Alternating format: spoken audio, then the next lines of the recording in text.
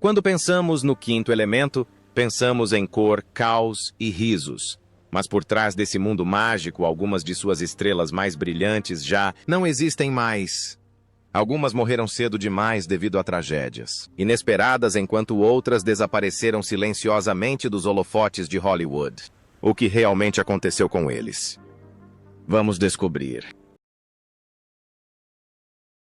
John Neville, como General Stothert. Você provavelmente piscou e não o viu. General Stothert, o comandante calmo que enfrentou uma catástrofe planetária sem pestanejar. Ele era quieto, mas sua presença dizia muito. Este era John Neville, dignidade forjada em aço, um soldado que entendia que coragem às vezes significava manter a voz quando o mundo estava acabando. Mas quem foi John Neville, na verdade? Suas dificuldades começaram muito antes das câmeras rodarem. Na década de 1950, ele era uma estrela dos palcos londrinos. O tipo de homem que os críticos de Shakespeare chamavam de o próximo Olivier. E depois, nada. Os papéis se foram. As portas se fecharam. Por dignidade e sobrevivência. Ele deixou tudo para trás e se mudou para o Canadá. Imagine da fama no West End. A abertura de um negócio em um país novo e frio. Ele lutou, construiu seu nome, do zero. Administrou o teatro, dirigiu peças e até faliu por causa de sua paixão. Mas então vieram as aventuras do Barão Munchausen, marcando seu retorno selvagem e imaginativo. Arquivo X o tornou famoso novamente e o Canadá finalmente o condecorou com a Ordem do Canadá em 2006, mas os aplausos diminuíram quando o Alzheimer começou a apagar fragmentos de sua memória. John Neville interpretou o General Stothert aos 72 anos, em O Quinto Elemento, 1997. Ele morreu em 19 de novembro de 2011 aos 86 anos, cercado pela família. Seu patrimônio líquido, estimado em US 5 milhões, jamais poderá medir o valor de um homem que viveu, morreu e continuou a criar. John Bluthal como Professor Piccoli, antes da chegada de Bruce Willis. O quinto elemento começa discretamente em um templo no deserto com o Professor Piccoli desenterrando segredos mais antigos que o tempo. Seus olhos brilham como os de uma criança explorando o universo. E aquele momento é o puro John Bluthal. Curioso, gentil e um pouco perplexo, como se finalmente tivesse encontrado o papel para o qual nasceu. A verdadeira história de John, no entanto, está longe de ser cinematográfica. Ele fugiu da Polônia devastada pela guerra, ainda criança chegando, à Austrália com um sotaque carregado, e sonhos muito além de suas posses. Naqueles primeiros anos, a indústria cinematográfica era inóspita para estrangeiros. Ele era estrangeiro demais, esquisito demais. Então aceitava tudo o que conseguia. Esquetes cômicos, bobos, figurantes e até dublagens só para sobreviver. Quando se mudou para a Inglaterra, a luta ficou ainda mais difícil. Ele foi ridicularizado e rejeitado porque sua voz era muito diferente. Mas John não desistiu. Ele transformou sua voz em uma arma engraçada, afiada e inesquecível. Ele estrelou com os Beatles em A Hard Day's Night e fez milhões rirem em O Vigário de Dibley.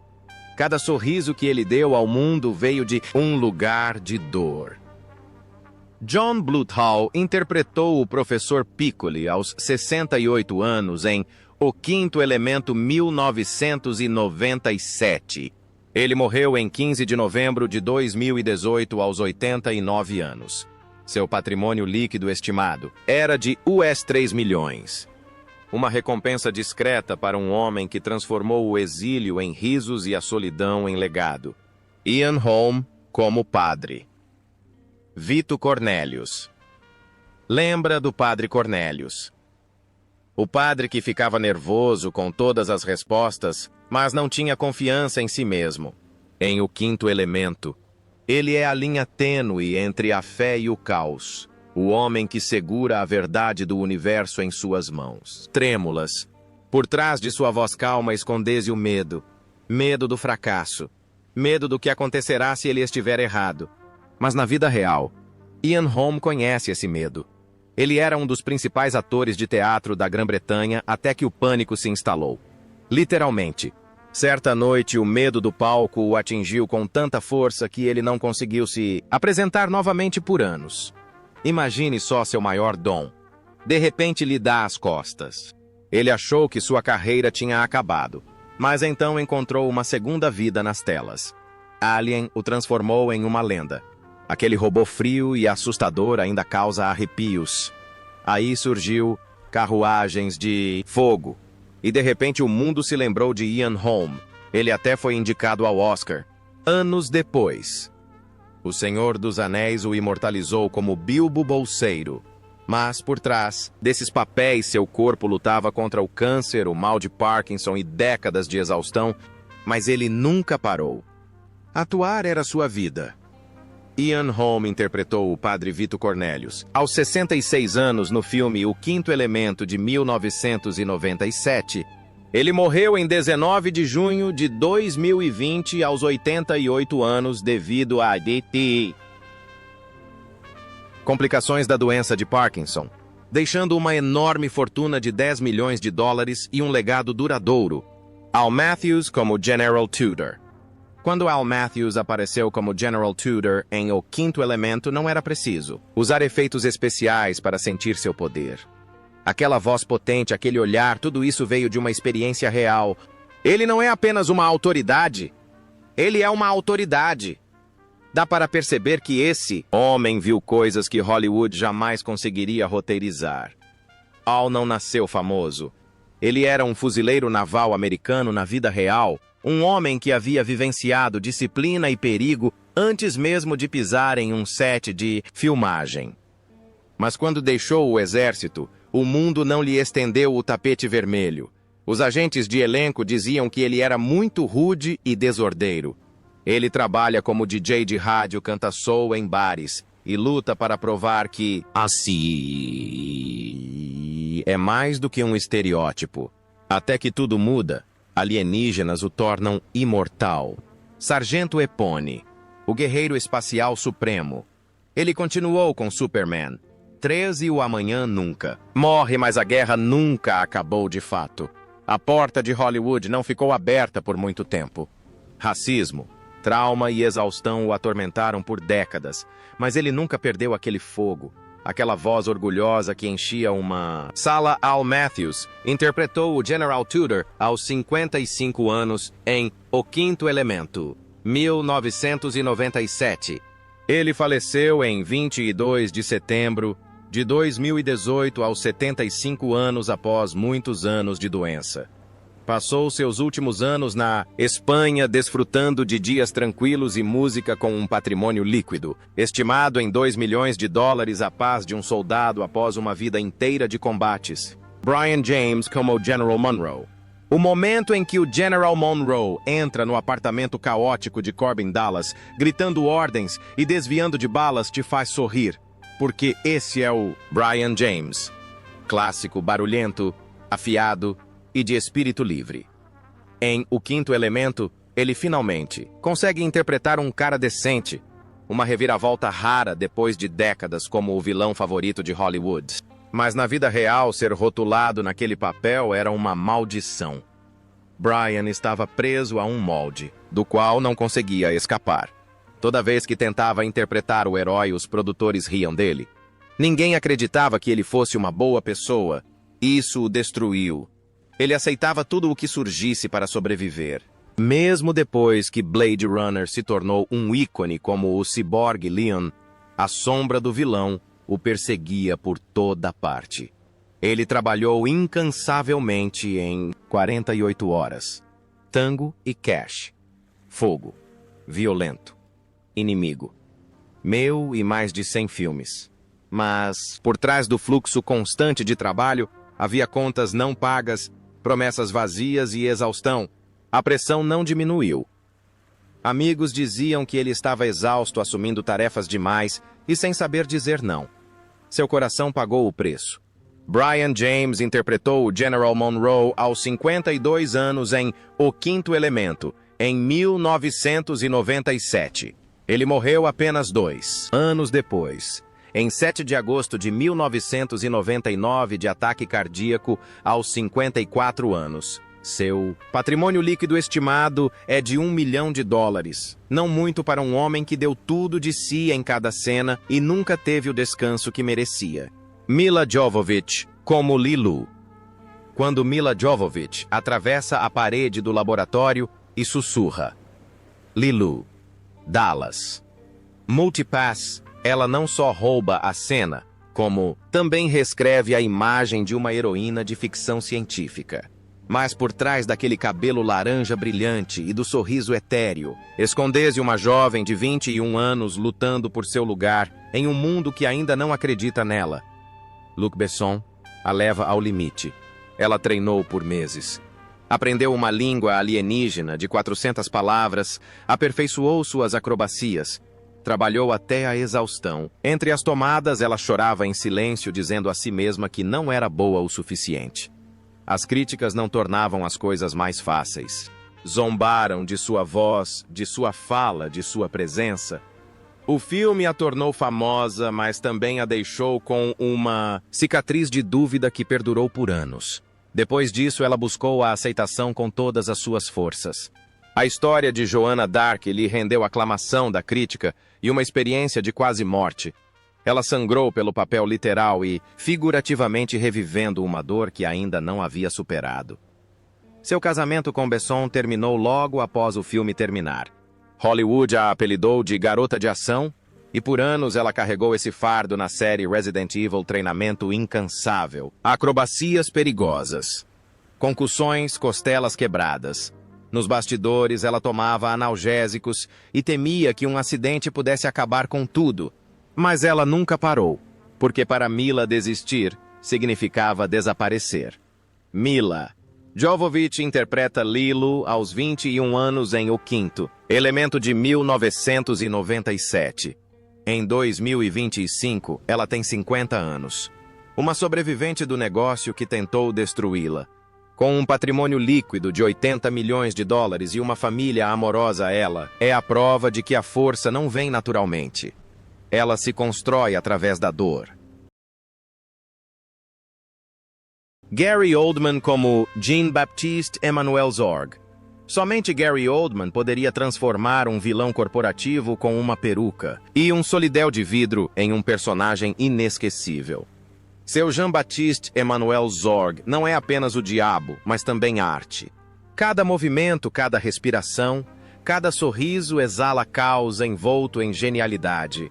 Mas por trás dessa performance inesquecível, há um homem lutando contra demônios mais sombrios do que qualquer coisa que Luc Besson poderia ter escrito.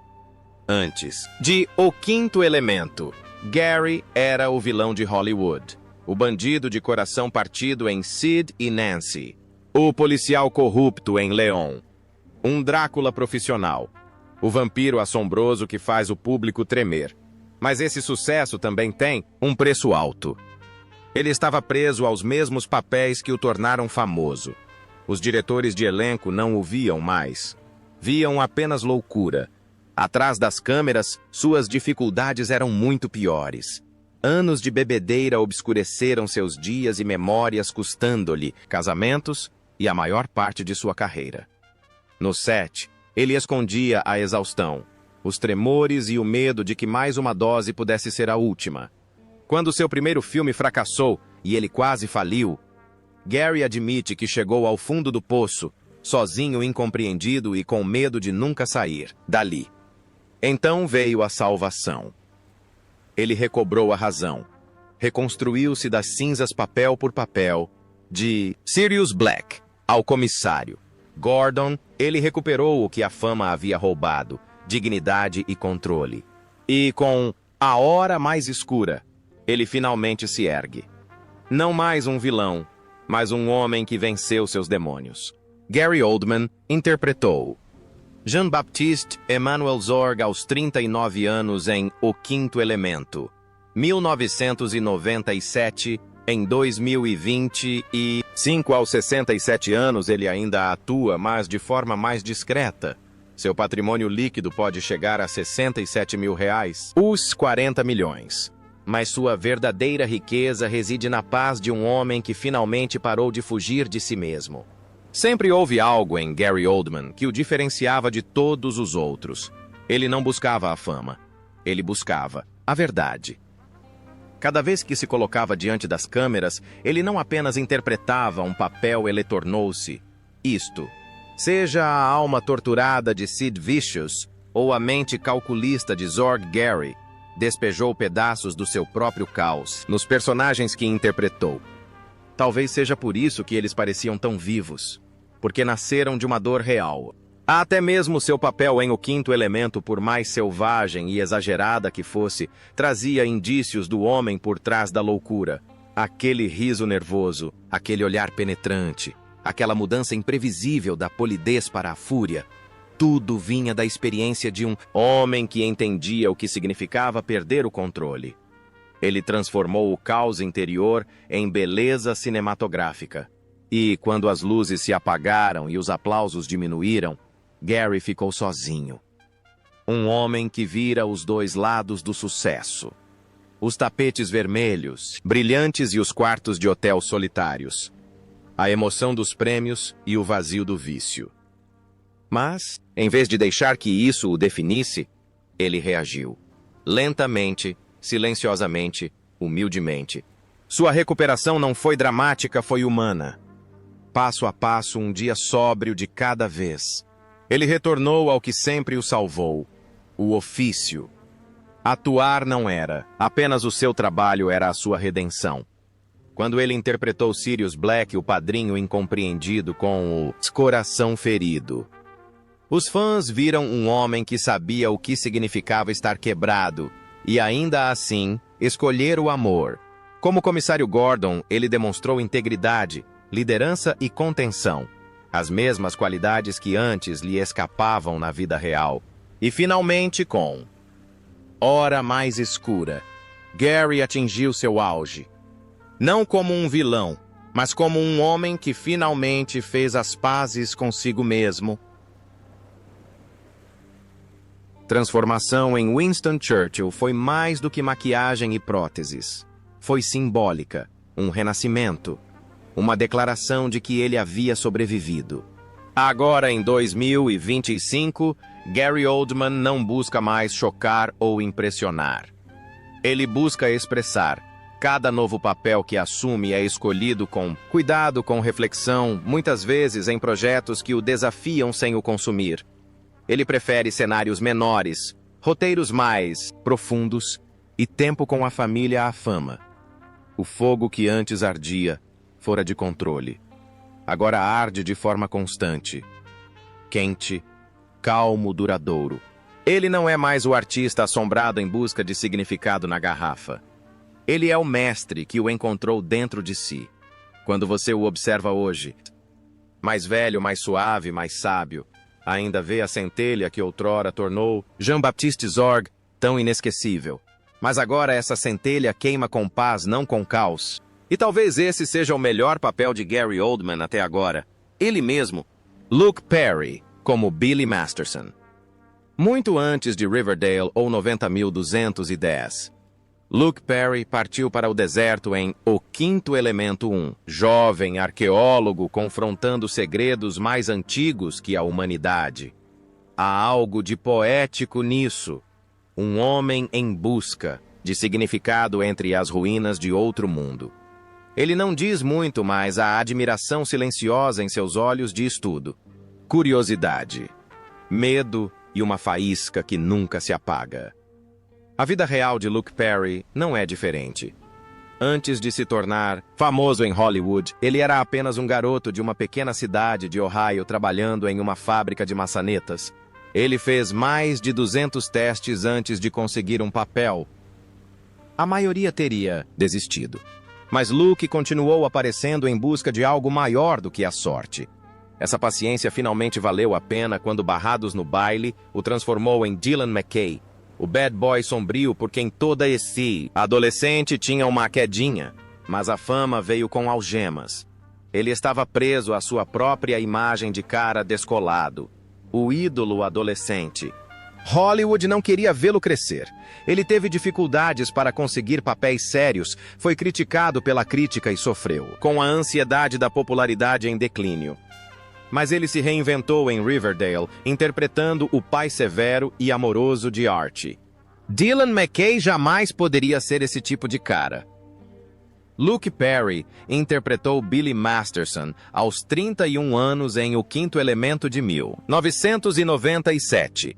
Ele morreu em 4 de março de 2019, aos 52 anos após sofrer um derrame grave. Na época de sua morte, seu patrimônio líquido era de 10 milhões de dólares acumulado ao longo de décadas na televisão e de um coração que nunca deixou de acreditar em segundas chances. Tommy Tiny Lister Jr. como presidente Lindbergh. Quem poderia esquecer aquele presidente alto, severo mas estranhamente afetuoso, tentando manter o universo unido enquanto o caos se instala? Tommy Tiny Lister Jr. tornou o presidente Lindbergh inesquecível. Irônico. O homem conhecido por interpretar valentões acabou interpretando o pacificador mais poderoso da galáxia. Mas a verdadeira luta de Tommy nunca aconteceu no espaço. Aconteceu em Hollywood. Com 1,95 metros de altura, porte físico de lutador e olhar de vilão, ele era constantemente estereotipado. Diretores de elenco o viam como um bandido, não como um ator. Ele passou anos lutando contra essa imagem, vendo portas batendo e contas se acumulando. A fama de "Debo na sexta-feira" só piorou as coisas. O público o temia quando tudo o que ele queria era fazê-los rir. Ele transitava entre filmes, luta livre e televisão, sempre tentando se manter relevante. De Batman, O Cavaleiro das Trevas, a filmes de ação de baixo orçamento, ele trabalhou incansavelmente, mesmo enfrentando lesões, diabetes e processos judiciais. Mas por trás da imagem de durão, ele era conhecido por sua gentileza e humor. Todos no set disseram isso. Tiny tinha o maior coração. Tommy. Tiny Lister Jr. interpretou o presidente Lindbergh quando tinha 39 anos em O Quinto Elemento, em 1997. Ele morreu em 10 de dezembro de 2020 aos 62 anos de doença cardíaca. Seu patrimônio líquido foi estimado em US 100 mil, um fim modesto para um homem que fazia o público rir-se e encolher e vibrar muitas vezes na mesma cena. Bruce Willis como Corbin Dallas. Quando Bruce Willis se tornou Corbin Dallas, ele era o rosto dos filmes de ação. Mas O Quinto Elemento lhe oferece algo diferente. Aqui ele não luta apenas contra bandidos. Ele também precisa lidar com o tédio, a solidão e o fardo de uma vida incerta. Ao vê-lo dirigir o táxi em meio ao caos, senti como se estivesse observando o próprio Bruce, ainda imparável, ainda tentando correr mais rápido que o tempo. A verdadeira jornada de Bruce não foi mais fácil. Ele começou como barman em Nova York, sendo rejeitado em mais audições do que conseguia contar. Então um bico mudou tudo.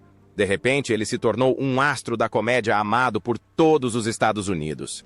Mas depois de Duro de Matar o Mundo, só queria uma versão dele, um herói de ação, e a pressão para continuar produzindo sucessos de bilheteria quase o destruiu. Por trás da fachada confiante e das falas espirituosas, havia um homem lutando contra o esgotamento, as brigas de estúdio e suas próprias limitações. Alguns filmes fracassaram. Outros o salvaram, como O Sexto Sentido, que lembrou a todos que ele não era apenas um ator musculoso, mas também um ator com profundidade. Mas em 2022 uma tragédia aconteceu. Bruce foi diagnosticado com afasia, uma doença grave que o privou da voz que o tornou famoso. Bruce Willis interpretou Corbin Dallas aos 42 anos em O Quinto Elemento de 1997. Em 2025, ele tem 70 anos, está aposentado e vive feliz com a família. Seu patrimônio líquido estimado é de $200 e 50 milhões. Um testemunho de um homem que dedicou sua vida ao cinema e deixou para trás mais do que apenas bombas. Ele deixou para trás seu coração.